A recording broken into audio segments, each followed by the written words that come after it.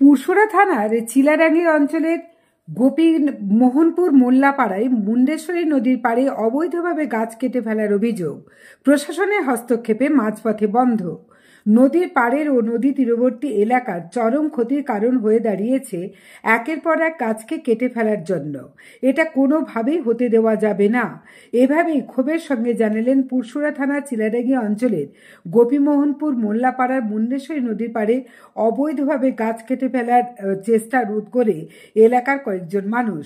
নদীর পাড়ে অবৈধভাবে গাছ কেটে ফেলা হচ্ছে দেখে এলাকার কিছু মানুষ গোপীমোহনপুর 167 নম্বর বুথে বিজেপির সংখ্যালঘু সেলের সভাপতি মফিদুল মোল্লার সঙ্গে যোগাযোগ করেন। তিনি নাকি জানান, মসজিদ কমিটির সভাপতি সেবকাতুল্লার অনুমতি সাপেক্ষে সেখানকার সানোয়ার মোল্লা, আলিম কাজী প্রমুখ প্রশাসনের ও বন দপ্তরের বিনা অনুমতিতে গাছগুলো কেটে ফেলছিল। এলাকার কয়েকজন নাকি পুরসুরা থানায় এসডিও এবং বন দপ্তরের কাছে বিষয়টি জানালে পুলিশ ঘটনাস্থলে পৌঁছে গাছ কাটা রোধ করেন। দেখুন বিস্তারিত।